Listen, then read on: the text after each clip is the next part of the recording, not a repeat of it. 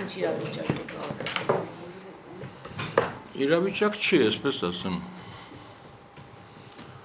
Մտնորդն էլ բավականին գաղջ չէ, բավականին չէ, շատ լուրջ գաղջ։ Գիտեք, ես այն տպավորություն եմ ստանում, որ մենք կարծես հիշողություն չունեցող ազգ ենք։ Երեք կատարվեց մեր ազգի համար կարևորագույն մի արարողակարգ, եւ 6 տարի անց, մոտ 6 տարի, հոկտեմբերին 6 տարին կլրանա, մեր փառապանց իշխանությունները հետ կանչեցին ազգային ժողովից արձանագրությունները։ Ես չասեմ, որ միտքս մի քանի անգամ ես կրկնել եմ, որ հայ ազգի ամենախայտառակ փաստաթղթերից մեկը, ամենախայտառակ, որտեղ համ պատրաստի գիշերը 23:30-ին փաստաթուղթ ստորագրեցին թուրքերի հետ, հետո թուրքերը արհամարեցին, ընդհանրապես մոտ չեկան, փոխեցին ձևաչափը, փոխեցին սկզբնական պայմանավորությունները, ասելով, որ դուրս եկեք ձեր պապենական տարածքներից, հետո կխոսանք սահմանի մասին։ Այս սրանով ավարտվեց, այսպես ասած, հանճարեղ ֆուտբոլային դիվանագիտությունը։ Ավարտվեց նրանով, որ 6 տարի ոչ մի երկիր չընդունեց իշխանափոխությունը, ներողությունը, ուժգնության իշխանափոխությունը, ոչ մի երկիր չընդունեց այլևս հայոց ցեղասպանությունը, հենց մեկը ուզում էր ձայն հաներ, ամջապես ասում են, ներողություն, մենք հայերի տարածքնագրություն ենք ստորագրած, հայերը ստորագրել են համատեղ հանձնաժողով։ Եվ այդ համատեղ հանձնաժողովը ասեց նաև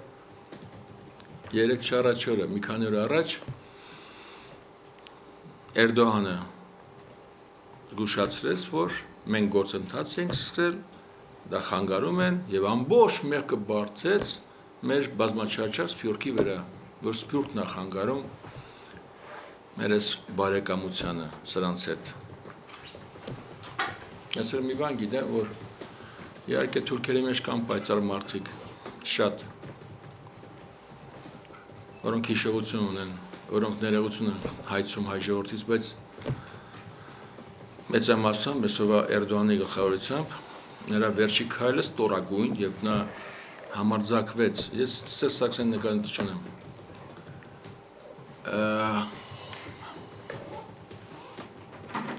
Հայաստանի նախագահին հրավիրել Գալիպոլի 100-ամյակին ապրիլի 24-ին, նենգափոխելով օրը, ժամը,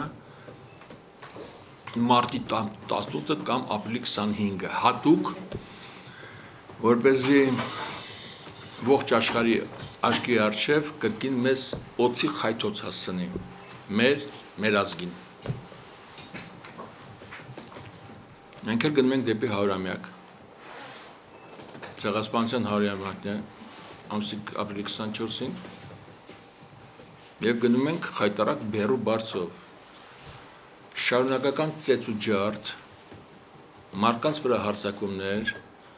քաղաքական գործիչների հարձակումներ, սա ինձ հիշեցնում է մոտավորապես 8 թվականի փետրվարի վերջը եւ մարտի սկիզբը, երբ կոնկրետ իմ տանը ամսի 27-ին խուզարկություն կատարեցին, ինձ հանիրավի առանց բերման արդյունագրությամբ պահեցին օր ու կես ոստիկանությունում, որից հետո հարձակվեցին 15-16 հոգով բնակարանից վրա, այսպես հարձակվում էր դա, խախտելով պրոցեսուալ բոլոր կանոնները, խուզարկություն կատարեցին, հետո երկրորդ խուզարկությունը կատարեցին, հետո խուզարկություն ամառանոցում, հետո երկրորդ խուզարկություն ամառանոցում, այդպես ահաբեկելով երկու ծանրագույն հոդվածներով, 225-ով, 300-ով տեղափոխեցին մեկուսարան։ Ինչևից է։ Ես մենակ չէի, իմ 135 ընկերներից միասին։ Հիմա կարծես թե այս օրերին արդեն սկսված է համաժողովրդական շարժումը եւ ձեռագիրը նույնն է մնացել։ Ես արդեն Facebook-ից ծանոթացա, որ մի շարք մարկանցներում խոզակություններ է կատարվել Այս մղձավանջը նոր շարունակություն ունի տարիներ անց, որտեղ իշխանությունը զգում է կորցնում է աթոռը, իսկ աթոռ կորցնելու սարսափելի բան, այնքան Սերժ Սարգսյանի համար չի այդ աթոռ կորցնելը սարսափելի, ճիշտն ասած, որքան շրջապատի համար։ Շրջապատը հիմա նրա շրջապատը աշխատելու է լոկոմոտիվ, ամեն կերպ խորացնելով ժողովուրդ եւ վարչակազմ հարաբերությունները։ Այսինքն մարդկանց այնպիսի բաների մեջ են, հիմա այնպիսի մղումների են տանելու նույն ոստիկանությանը, անվտանգության աշխատակիցներին, որպեսզի նրանք ընդհանրապես հետդարձի ճանապարհ չունենան, անգամ մեկ քայլ։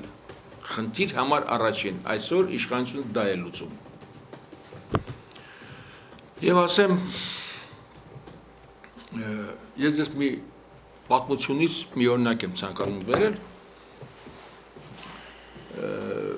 Բորիս Նիկոլաևիչի օրինակը Ելցինի։ Ելցինը լրջագույնս դերակատար դարձավ քաղաքական դաշտում Ռուսաստանի, երբ նրա վրա հարձակվեցին եւ փորձեցին սպանել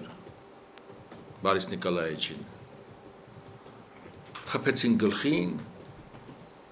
գցեցին պարկի մեջ, գցեցին գետը, Ամարանցի ճանապարհին։ Եվ դրանից հետո ողջ հերյուրանքը, սև հերյուրանքը, որ թափվեց ՍՍՄ-ով մեկ Բորիս Նիկոլաևիչի գլխին, ասված մի արասը։ Եվ ամեն այդ սև հերյուրանքից հետո Բորիս Նիկոլաևիչը դուրս էր գալիս այդ լկտի մոխրի տակից ավելի փայլուն, ավելի գեղեցիկ եւ ավելի հզոր առաջնորդ։ Հիմա նույն բանը կատարվում է առանց ըստ մարդիկ նույնիսկ չեն ցանկանում հատ ասենք թե մեր երկու բան բեսեն նայեն, էլի, որտեղ պատմությունը սպիրլած է, այսպես կրկնվում է։ Մեր երկու բան նայեն ինչ եղավ։ Երեք երկրորդ նախագահներ խոսեց, սա ինչ էր, հա? Ինչ կերպ գնահատեք։ Եթե ես տեսա այդտեղ բավականին կոնստրուկտիվ միտք եւ միայն կարող եմ ողջունել։ Նա լինելով նախագահ գիտի ինչ կարելի անել եւ ինչ չի կարելի անել։ Նա այսօր հուշեց թե ինչ չի կարելի անել եւ մի արա։ Բայց դե ընթացքը այլ բան է ցույց տալիս։ Որպես կանոն նման ընթացքը, նման մոտեցումները ոչ մի լավ բանի չեն բերելու։ Եվ ի վերջո այսօր 8 թվականը չի, 8 թվականի փետրվարի վերջը չի, այսօր 15 թվականի փետրվարի վերջն է։ 8 թվականի հետ համատած այսօր հայ ժողովուրդը մոտավորապես 8 անգամ վատ է ապրում։ Եվ մենք չունենք, եթե 8 թվականի հետ համատենք, այն ժամանակ 11-4-11-6 էր աղքատությունը։ Այսօր իրանց թվերով 32 անդադ կրկնում եմ այդ թվերը, բայց կներեք, էլի իմ կարծիքով շատ ավելի 50-60%-ը։ Այսինքն այն մարդը, որը հմեկն է նայում, կամ այլ իրանց 17 ալիքներից մեկն է նայում, ավելի մեծ զզվանքով է լցվում այդ ամեն ինչը, որտեվ ներողություն, ով է ձեզանից Վարդանանք կարդացել։ Կան։ Հա, կարդացել եք Վարդանանք։ Ինչ լավ է, որտեվ եթե որոշել եք, ասեք չեմ կարդացել, պետք է վերկանայի գնայի։ Հասկանում եք ոնց է։ Հիմա հեռուստատեսությամբ որոշում են գիտելիքների բոլոր գիտելիքները փորձում են ստուգարկի ենթարկել։ Բայց այդ հարցադրումները անողը ով ինչ է կարդացել։ Ես հրավիրում եմ դրան ձեզ մոտ թող գա եւ խոսանք համաշխարհային գրականությունից, այդ ու նաեւ հայոց պատմությունից եւ մեր դասականներից։ Ես հրավիրում եմ։ Թող գա։ Բայց եւ ասեմ, ես գիտեմ արդյունքը ինչ է լինելու։ Բայց ամեն դեպքում դուք պատկերացրեք, որ նա ինձ ասելու բան չի ունենալու, ավելի քան վստահ եմ։ Միգուցե Վարդանանքից կծկտուր բան ասի, ես Վարդանանքը մի ստեղծագործներ պես չեմ համարում, ճիշտ ասած, Քարնաժարը ավելի լավն է, որովհետև արդի արտիականն է։ Դերմիշյանի, ներողություն։ Խնդիրը մեկ ուրիշ հարցության վրա է։ Ես կարողա շատ գրագետ մարդ լինեմ, կարողա շատ գիրք կարդացած լինեմ, Վերինաշյանի, Փայլուն կրթություն ստացած լինեմ ակադեմիաներում, բայց լինեմ զրոյական մարդ։ Չէ որ երկրորդ համաշխարհային պատերազմի ժամանակ նացիստները մեծամասամբ այդ թվում Հիմլերը դասական երաժշտության տակ լաց էր լինում եւ չէր խանգարում որպեսզի նա միլիոնավոր մարդկանց խոշտանգի համակենտրոնական ճամբարներում ինչ է նշանակում ստուգար կանցկացնել մի մարդու հետ երբ որ այդ մարդը քո հետ նստած չի սեղանի շուրջը եւ որ այդ մարդը քեզ պատասխան տալու անմիջապես հնարավորություն չունի այդ նույն բարդանանքի գծով եւ չկա այն չափանիշը ինչով մենք կորոշենք ով որքանով է մարդ ինչ մարդկային արժանինքներ ունի որտեվ իմ կարծիքով երկիր ղեկավարելու համար երկու բան է անհրաժեշտ անխտիր կամք եւ մարդկային հատկանիշներ եթե այդ երկու ծերերը զուգորդվի ապա մենք լրիվ ուրիշ Հայաստանում կապրեինք ցավոք սրտի դրանք չեն զուգորդվում եւ այսօր Գայիկ Ծառուկյանը որը խնդիր է բարձրացրել հարցը գիտեք ես ինչու եմ գնահատում իրեն շատ այս քայլից հետո այս մարդը ամեն ինչ ունի կյանքում հարուստ մարդ է ինքը եւ այդ ամեն ինչը թողած մի կողմի վրա իմանալով ում այդ գործ ունի գա եկել կանգնելա ժողովրդի կողքին եկեք գոնե այդ մարդուն չփնովենք չէ բայց ուզում եմ որ իրանք փնովեն որտեվ որքան իրանք փնովում են այնքան Գագիկ Ծառուկյանը հայ ազգի հայերի աչքին բարձրանում է ես ցանկանում եմ որ դա անեն որտեվ դա անում են խաղի չթույլատրված կանոններով այնպես են այդ ամեն ինչին մոտենում կարծես հանդիպել են թշնամուն գնում են թշնամու հետ փաստեր են ստորագրում առանց մի հատ երկար բարակ մտածելու թե ես ինչ եմ անում էլի երբ որ հանձնաժողով են պահանջում որպեսզի այդ թուրք պատմաբանների հայ պատմաբանների հանձնաժողովը ի վերջո վիճարկի ցեղասպանություն եղել է թե չի եղել բա որ պետք է վիճարկել աքսիոմատիկ ճշմարտությունը երբ որ ապացուցելու մի չեմ անում ինչ դարձրեցիք ցերոմա դարձրեցիք հիմա ձեզ գոնե եկեք մի հատ ներողություն խնդրեք հայ ազգից ասեք կներեք սխալվել ենք դիվանագիտություն չենք ունեցել 2000 տարի մեր դիվանագիտություն դեռ կատնակերը թուրքերը պայծառ դիվանագիտություն ունեն որտեվ կայսրություն են ունեցել կայսրական մտածելակերպ ունեն երբեք թուրքը խլուրդ չի կարող լինել խլուրդի հեզություն չի կարող ունենալ թուրքը կայսրություն է ունեցել ինչպես ասենք պարսիկը ի տարբերություն մեզ մենք 2000 տարի առաջ այդ կայսրությունը կորսեցինք հիմա անգել ենք որոշում ենք ոչ նո դա կսմթոց չի ոնց պախարակենք ոնց հենանիցենք Գայիկ Ծառուկյանին համարձակվել է դեմ գնալ բալա դուք չեք տեսնում այդ ամեն ինչը երբ որ ես լսեցի Սերժ Սարգսյանի ելույթը անմիջապես որոշեցի որ համացանցով անցկացնեմ մեկ դիմում ընդունվել ԲՀԿ-ի շարքերը եւ համանցածում տեղադրեցի դիմումս իհարկե դրան պետք է հետեւել երկրորդ քայլը պետք է գնայի սկզբնական կուսակցական կազմակերպություն եւ գրավոր արդեն ամրագրված ստորագրությամբ ներկայացնել դիմում իմ նպատակը դա չէր ես ոչ թե ասում եմ չեմ ուզ ոչ իմ նպատակը դա չէր իմ նպատակը նա էր ես ցանկացա ձև գտա իմ ոչ ասելու այդ ելույթին ես ձև գտա թե ինչպես կարող եմ այդ ելույթը լսել մարդու պախարակման մարդուն ոչնչացնելու փորձի այդ փորձը լսել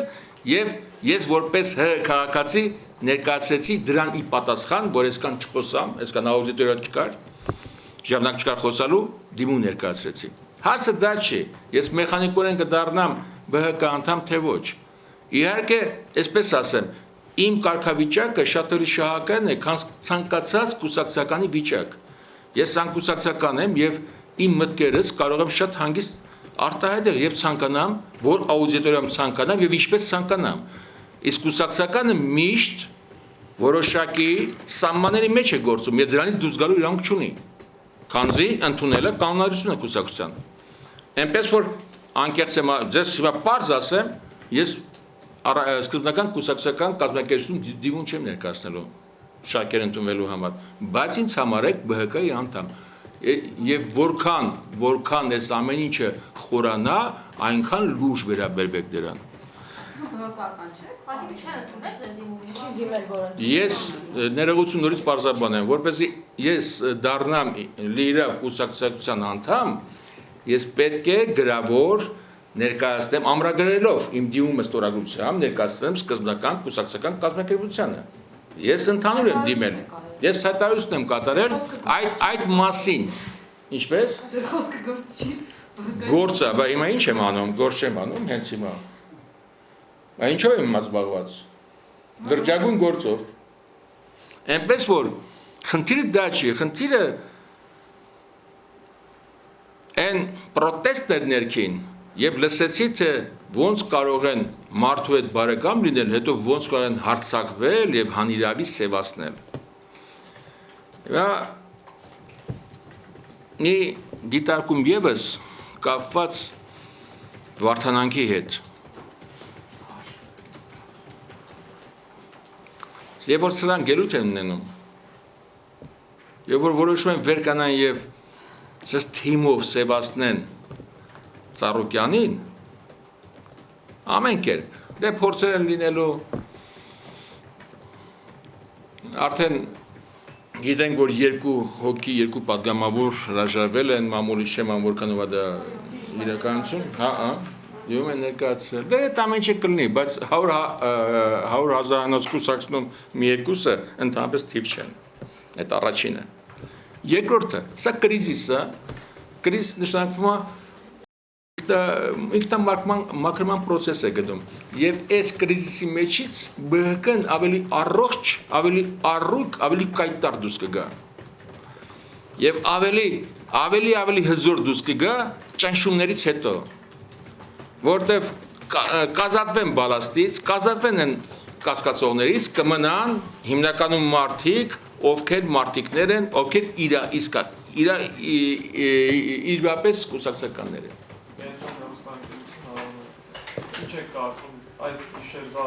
ճնշումները, ձերբակալությունները եւ խոզարկությունները արդյոք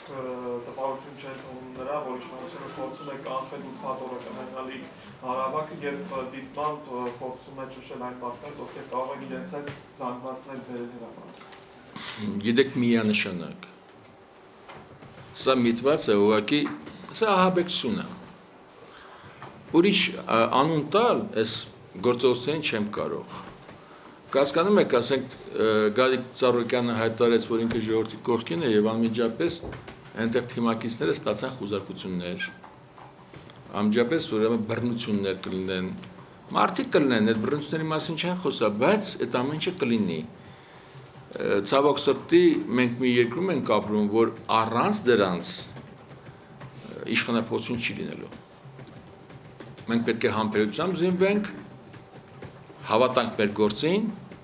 ի վերջո պետք է կանգնեցնել արտագաղթը։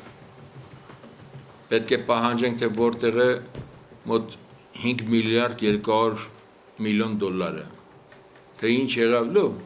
դրանից այն 1 միլիարդ 250-ը վաղեմունցն անցել է, մի հատ պահանջենք, այդ 4 միլիարդ դոլարը ուր է, ինչ է կարել։ Բազմից օրինակը բերել եմ 4 աշխատանքային տեղ բաց չի կարել, որտեվ եթե հավատանք են օֆշորի հանճարի խոսքերին, են սրբի հետ միասին, երկու բան կար, մեկը սուրբ էր, մեկը են հանճարներ, որ բարեհաջող տարանք տեղավորեցինք բանում, ներողություն, տարավ տեղավորեց դեսպան, եթե հավատակ դրան ասեց, իսկ ինչը,